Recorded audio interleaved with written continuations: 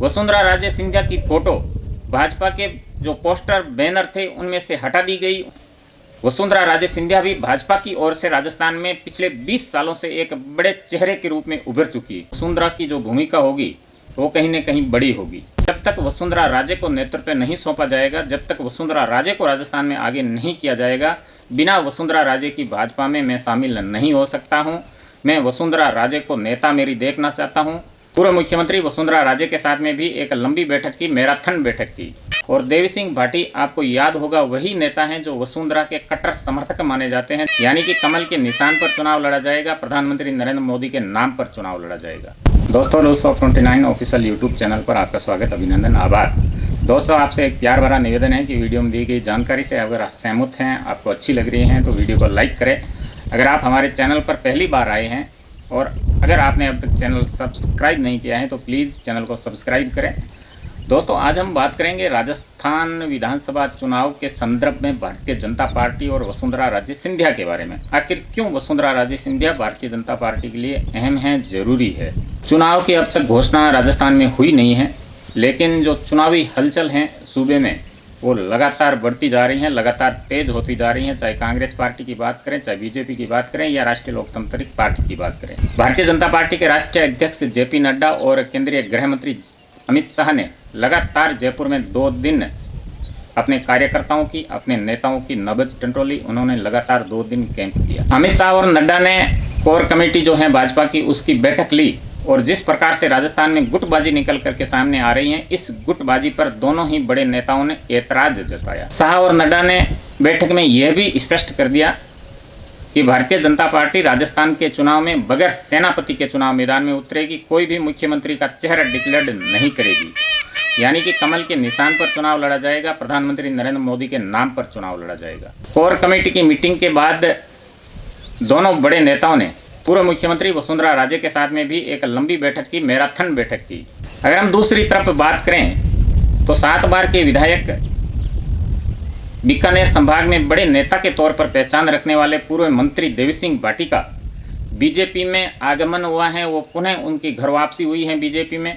और देवी सिंह भाटी, आपको याद होगा, वही नेता हैं जो वसुंधरा के कट्टर समर्थक माने जाते हैं। जब भी मीडिया ने देवी सिंह भाटी से बात की है बीजेपी में वापस आने को लेकर, तो देवी सिंह भाटी ने हमेशा ये स्पष्ट किया है कि जब तक वसुंधरा राजे को नेतृत्व नहीं सौंपा जाएगा, जब तक वसुंधरा राजे को राजस्थान में आगे नहीं किया जाएगा, बिना वसुंधरा राजे की भाजपा में मैं शामिल नहीं हो सकता हूं। मैं वसुंधरा राजे को नेता मेरी देखना चाहता हूं। तो अब देवी सिंह भाटी का भाजपा में आ जाना और वसुंधरा राजे के साथ में जेपी नड्डा और गृह मंत्री अमित शाह की एक लंबी मैराथन बैठक होना, कहीं न कहीं वसुंधरा राजे को बात ये निकल कर आ रही है, एक बड़ा आश्वासन उन्हें मिला है। चुनाव के बाद में जब नतीजे डिक्लेयर हो जाएंगे तो उनके बाद में जो वसुंधरा की जो भूमिका होगी वो कहीं न कहीं बड़ी होगी। क्योंकि वसुंधरा राजे लगातार इनएक्टिव थी, वो लगातार किसी भी कार्यक्रम में उस रूप से भागीदार नहीं हो रही थी जिस तरह वसुंधरा राजे 2 बार की मुख्यमंत्री रह चुकी है राजस्थान में। और भारतीय जनता पार्टी की जितनी भी एक्टिविटी हुई है राजस्थान में, तो वसुंधरा उतनी एक्टिव नज़र नहीं आ रही थी जितनी वसुंधरा राजे को होना चाहिए। और जैसे ही नड्डा और शाह की जो मीटिंग हुई है उसके बाद में वसुंधरा राजे लगातार भाजपा में एक्टिव देखी जा रही है। आखिर वसुंधरा राजे को भारतीय जनता पार्टी के लिए राजस्थान में दरकिनार करना क्यों असंभव सा लगता है? उसके भी बहुत से कारण हैं, जिन कारणों की वजह से वसुंधरा राजे को अलग रख करके, दरकिनार कर करके राजस्थान के विधानसभा चुनाव में अगर आप जाएंगे तो निश्चय ही भारतीय जनता पार्टी को जो सफलता मिलनी चाहिए वसुंधरा के साथ रहते वो मुश्किल हो जाएगी। वो क्या कारण है जिसकी वजह से वसुंधरा राजे आज भी भारतीय जनता पार्टी के लिए राजस्थान में बेहद जरूरी साबित हो जाती है? वसुंधरा राजे की उम्र 70 साल है। 70 साल की वसुंधरा राजे के पास राजनीति का एक लंबा अनुभव है। उन्होंने अपनी राजनीतिक कैरियर की शुरुआत 1984 में की थी। जनता युवा मोर्चा से उन्होंने अपनी राजनीतिक शुरुआत की और 1985 आते आते वो प्रथम बार विधानसभा सदस्य चुनी गई। और उसके बाद में राजनीति में वसुंधरा राजे ने कभी भी पीछे मुड़ करके नहीं देखा। वसुंधरा राजे 1999 में 1989 में पहली बार लोकसभा पहुंची और 2003 तक अलग अलग समय बनी भाजपा की सरकार में अहम मंत्रालयों की जिम्मेदारी भी वसुंधरा राजे ने संभाली। जब 2003 के विधानसभा चुनाव हुए थे, राजस्थान में भाजपा की सरकार बनी थी, तो उस समय वसुंधरा राजे राजस्थान की राजनीति में लौटी और उसके बाद में लगातार पिछले 20 सालों से राजस्थान की राजनीति में वसुंधरा राजे सक्रिय भूमिका में हैं। भाजपा इसलिए भी फूंक फूंक कर कदम उठा रही है वसुंधरा राजे को लेकर के कि ऐसा ही एक प्रयोग कर्नाटक में किया गया था भारतीय जनता पार्टी के द्वारा। कर्नाटक में बीएस येदुरप्पा एक बड़ा नाम था, मुख्यमंत्री रह चुके थे। ठीक चुनाव से पहले बीएस येदुरप्पा को अलग करके उनका नाम डिक्लेयर नहीं किया था मुख्यमंत्री पद के लिए, और उसके बाद में चुनाव हुए तो उस चुनाव में भारतीय जनता पार्टी ने कर्नाटक की सरकार गंवा दी थी। तो ऐसे में लोकसभा चुनाव से पहले होने जा रहे राजस्थान विधानसभा चुनाव में भारतीय जनता पार्टी किसी भी प्रकार की कोई रिस्क नहीं लेना चाहती है। जिस प्रकार से कांग्रेस में मुख्यमंत्री अशोक गहलोत राजस्थान में एक बड़ा चेहरा है, उसी प्रकार वसुंधरा राजे सिंधिया भी भाजपा की ओर से राजस्थान में पिछले 20 सालों से एक बड़े चेहरे के रूप में उभर चुकी है।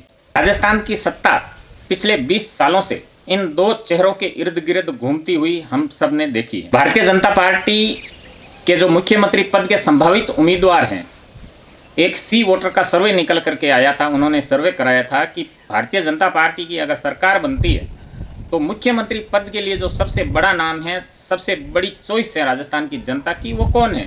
तो उसमें वसुंधरा राजे सबसे टॉप रही थी। राजस्थान की 34% जनता ये चाहती हैं कि भाजपा की सरकार बने तो मुख्यमंत्री वसुंधरा राजे सिंधिया बने। दोस्तों, 2018 का चुनाव आपको याद होगा, उस चुनाव से पहले आए हुए ओपिनियन पोल भी आपको याद होंगे। राजस्थान में 200 विधानसभा सीटें हैं।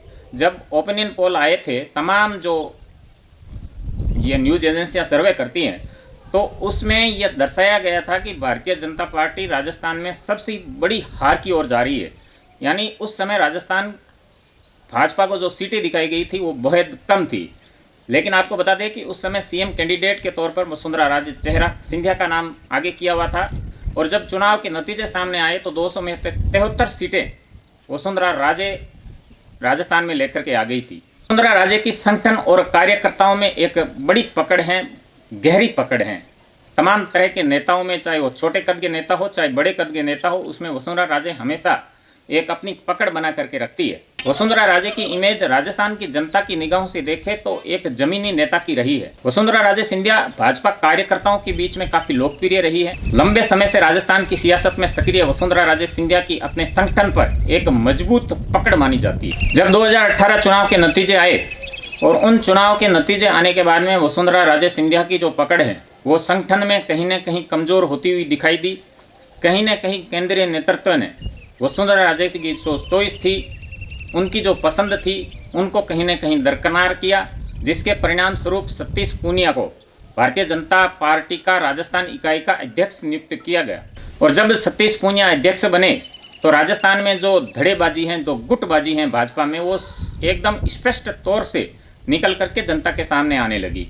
वसुंधरा राजे सिंधिया की फोटो भाजपा के जो पोस्टर बैनर थे उनमें से हटा दी गई, उन्हें स्थान नहीं दिया गया। बड़ी बड़ी रैलियों में वसुंधरा राजे को बोलने का मौका तक नहीं दिया गया। जो पिछले कुछ दिनों पहले प्रधानमंत्री जब आए थे राजस्थान के दौरे पर, उस समय भी वसुंधरा को बोलने का समय नहीं दिया गया था। परिणाम स्वरूप वसुंधरा राजे सिंधिया ने भी राजस्थान में जो बड़ी बड़ी बैठकें हो रही थी, बड़ी बड़ी भाजपा के प्रोग्राम हो रहे थे, उन सब से अपने आप को दूर कर लिया। जब भारतीय जनता पार्टी ने सतीश पूनिया को अध्यक्ष पद से हटा करके सीपी जोशी को अध्यक्ष बनाया, तो उस समय ऐसा लगा कि महारानी की जो नाराजगी है उसको दूर करने की केंद्रीय नेतृत्व ने कोशिश की है, क्योंकि सतीश पूनिया और वसुंधरा राजे के बीच में कभी बनी नहीं। हाल ही में भाजपा की परिवर्तन यात्रा निकली है राजस्थान में।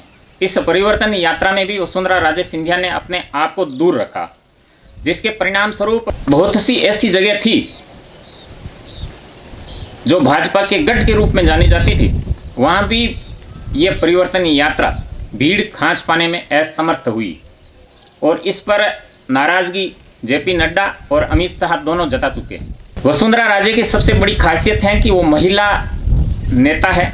महिलाओं के प्रति वसुंधरा की एक अलग ही संवेदना देखने को मिलती है। जब वो सरकार में रहती हैं तो तमाम तरह की जो योजनाएं बन करके सरकार की ओर से आती हैं, जब वसुंधरा राजे पिछले 2 टाइम मुख्यमंत्री के कार्यकाल को देखे तो महिलाओं को फोकस में लेकर के वो योजना बनाई जाती हैं। हिंदू और मुस्लिम दोनों को भी साथ में लेकर चलने की शक्ति वसुंधरा राजे के पास में है। तभी तो झालरापाटन जैसी विधानसभा सीट जहां मुस्लिम मतदाताओं की संख्या भी अच्छी खासी है, वहां से लगातार वसुंधरा राजे सिंधिया जीतती आ रही है। महिला वोट बैंक में एक मजबूत पैठ होने के नाते राजस्थान में जातिगत समीकरण को कभी भी नकारा नहीं जा सकता है।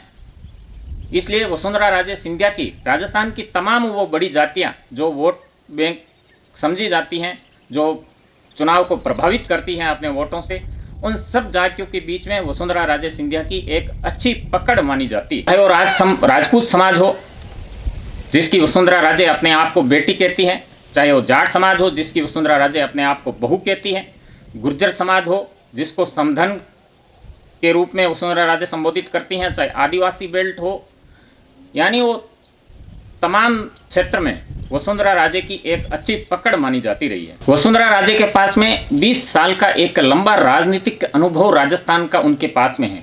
राजस्थान में 200 विधानसभा सीटें हैं, जिसमें से ज़्यादातर विधानसभा सीटें ऐसी हैं जहां वसुंधरा राजे अच्छी तरह से जानती हैं कि कहां से कौन से उम्मीदवार का चयन करके हम ये सीट जीत सकते हैं, कहां कौन मजबूत हैं, कहां किस जाति के उम्मीदवार को आगे ला करके इस सीट को निकाला जा सकता है। इस प्रकार के जो तमाम फैक्टर होते हैं चुनाव में जो काम करते हैं, उन सब फैक्टरों पर वसुंधरा राजे की एक अच्छी पकड़ मानी जाती रही है।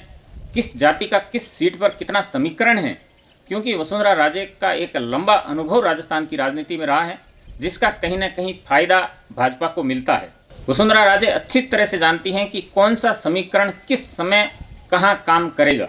तो दोस्तों, ये वसुंधरा राजे की कुछ खूबियाँ थी जिसकी वजह से भारतीय जनता पार्टी चाहकर भी वसुंधरा राजे सिंधिया को अलग नहीं कर सकती हैं, इस चुनाव की प्रक्रिया से बाहर नहीं रख सकती है, क्योंकि वसुंधरा राजे का फैक्टर राजस्थान में एक अलग लेवल पर काम करता है। अगर मुख्यमंत्री अशोक गहलोत के टक्कर का कोई नेता, उनके कद का अगर कोई नेता भारतीय जनता पार्टी ढूंढना चाहे तो वसुंधरा के अलावा बहुत मुश्किल है कि उनके कद के नेता सामने आए।